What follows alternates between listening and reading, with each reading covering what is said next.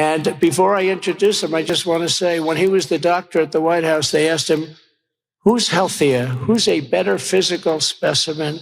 Is it Trump or is it Obama? And he said, it's not even close. It's Donald Trump, not even close. I mean, the truth of the matter is actually Trump hasn't gotten a lot. He's torn some stuff down. There's no law that he's passed that is transformative in this country. He passed a tax cut to give away some more money to rich folks, which Republicans have been doing that for years. But you can't name a piece of legislation that he's done that has actually changed the country, even for his own constituencies. So it's always easier to tear down than build up. Oh, that's gotta hurt! So while the Biden camp is rolling out the likes of two-time Academy Award winner Robert De Niro and former President Barack Obama, you can rest easy, MAGA crowd. In your corner, you have these misfits.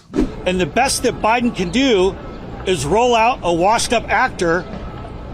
And don't worry, my remarks will be shorter than the Irishman. I won't make you suffer for 3 hours. But the best they can do is roll out a washed-up actor. New York, millions and millions and millions of dollars. And New York deserves so much better than this. And I cannot wait for the day that we win. We will. We're right. The entire country knows that this is nonsense. They don't buy it. We're right. But on a serious note, as Trump HQ gears up for damage control at the conclusion of his election interference case, it is important to not lose sight of the fact that regardless of what conclusion emerges, it won't change the fact that Donald Trump's record as president is already proof enough that he's unfit for the presidency. And former President Barack Obama perfectly highlighted this with the simplest of statements.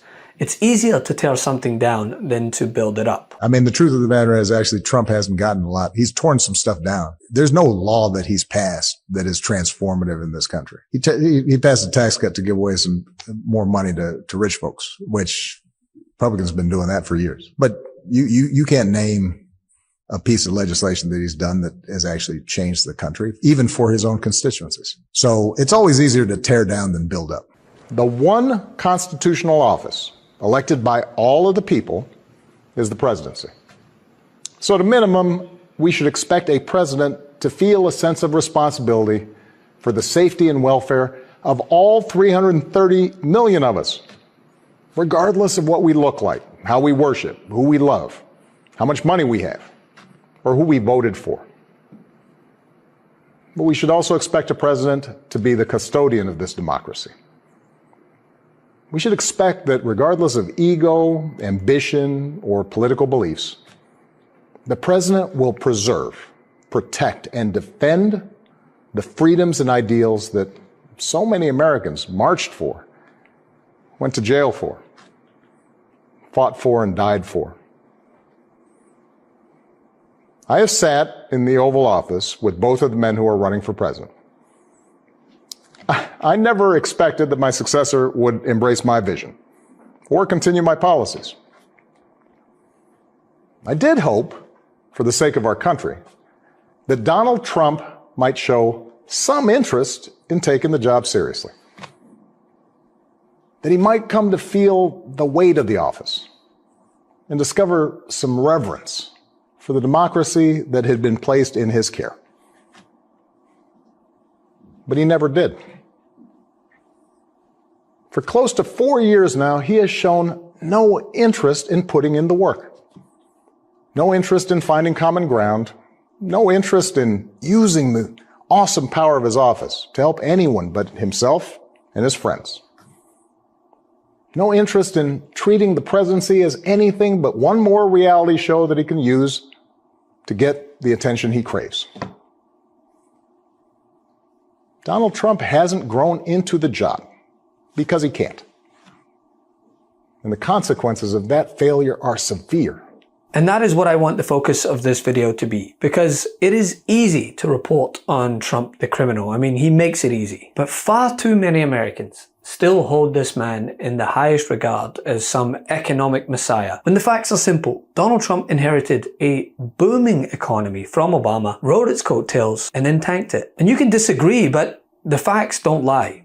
He jumped aboard a fast-moving train, and aside from offering tax cuts to the 1%, tripling the national debt, what did he actually do for average Americans? Well, let's look. He promised to bring back manufacturing, made in America, he claimed. Well, which president actually did this. No, it was not Trump. It's Joe Biden. So, Peter, this new AI Microsoft thing, $3 billion, big job creators, that's in Racine. Isn't that the same town that Foxconn said, I don't know, 5-6 years ago, we're going to build a big plant, and they never did?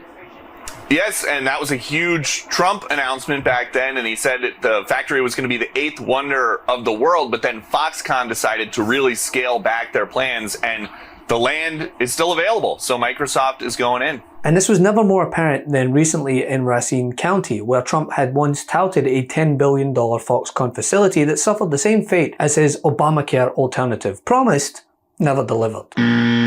Whereas Biden delivered. This is a newer subject, but Obamacare is a disaster. And I said, we're gonna do something about it. I saved Obamacare. Donald Trump still does not have a health care plan. And so he's starting to project the lack of a plan onto Democrats, once again vowing to repeal Obamacare. So we can repeal and replace. We're going to have a health care plan that's going to be second to none. We have 2 plans coming out in a very short period of time. The plan is coming out over the next 4 weeks. Don't you have to tell people what the plan is? Yeah, well, we'll be announcing that in about 2 months. It's been some years since some of those clips and still nothing. No plan. And this was indicative of Trump's entire economy. He promised that there would be growth from his tax cuts. Trump's tax cuts never delivered the promised growth. His budget deficit surged and then stayed relatively high under Biden. His tariffs and trade deals never brought back all the lost factory jobs he claimed they would. And by the way, I saw these kids, right, that are appealing to many young right-wing voters arguing the same empty right-wing talking points on a podcast with Don Lemon, which I'm ready and willing if you want to pose these same questions to me, and claimed that we can't rate Trump's economy during the pandemic. He woefully mismanaged the pandemic. I feel about vaccines like I feel about tests. This is going to go away without a vaccine. And the China plague will fade. Downplaying its severity, flip-flopping his way through lockdown measures. My view is the schools should open. This thing's going away. Calling for bleach injections. The disinfectant, where it knocks it out in a minute, 1 minute.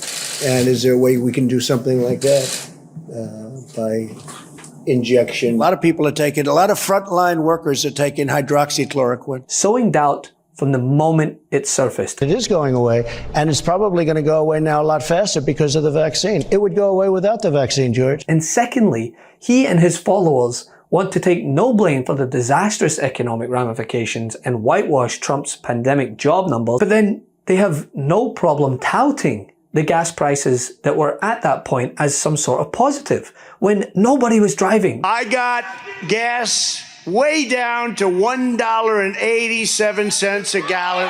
Therefore, demand was low and supply was cheap. It's how that whole business thing works. So yes, there was the pandemic. It will go away. You know it is going away. An event that caused historic job losses for which Trump accepts no responsibility, as well as low inflation for which Trump then takes full credit. Contrast between the Trump administration's amazing success and Joe Biden's breathtaking failure. There's never been anything. Nobody's ever seen anything like this. And then what happens as a result? Oh, that's right. Inflation skyrockets, which he and his followers then blame Biden for. It's so dumb, and somehow it works. And aside from not wanting to acknowledge Trump's role during the pandemic, they also don't want to talk about the recovery either. The fact that Biden inherited that train wreck economy, and look at what he's accomplished. A damn near miracle. Okay, thank you very much. They've asked me to speak a little bit about the job numbers, and the job numbers just came out, and they're horrible. And and I say that not happily, I say that very unhappily. But the numbers are horrible. It's just these people are destroying our country. Here's another sign of it. 83,500 total jobs left Wisconsin during my predecessor's term. That's not on my watch. We're determined to turn it around.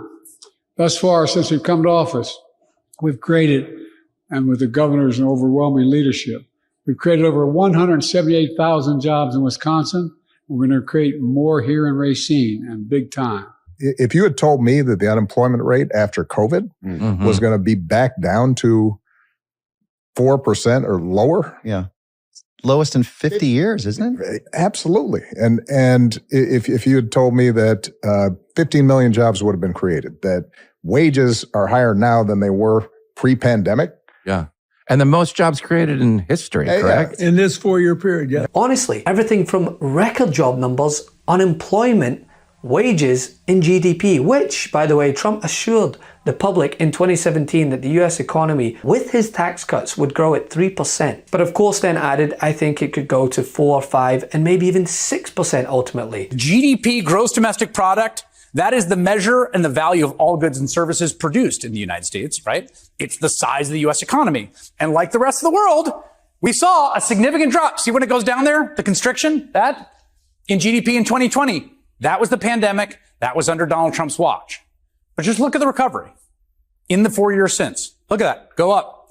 In fact, the U.S. had the strongest recovery of all of its peers. Every country faced similar headwinds and challenges.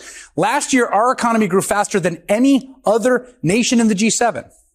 And when you zoom in a little further, now showing only the Biden years, it's essentially a straight line going up. That was not foreordained. A lot could have gone wrong. It's hard to pick yourself back up from the once in a century pandemic and the disruptions.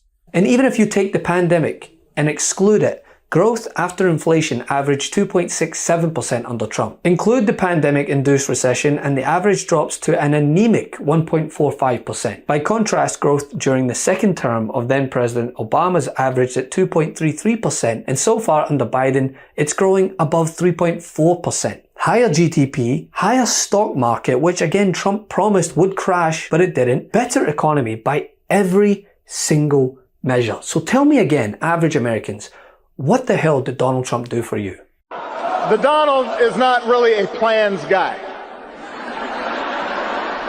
He's not really a facts guy either. He calls himself a business guy, which is true, but I have to say I know plenty of businessmen and women who've achieved remarkable success without leaving a trail of lawsuits and unpaid workers and people feeling like they got cheated.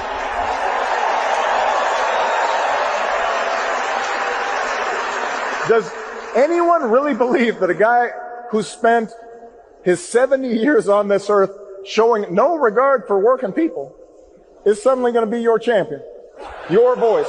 Love this video? Make sure you stay up to date on the latest breaking news and all things Midas by signing up to the Midas Touch newsletter at MidasTouch.com/newsletter.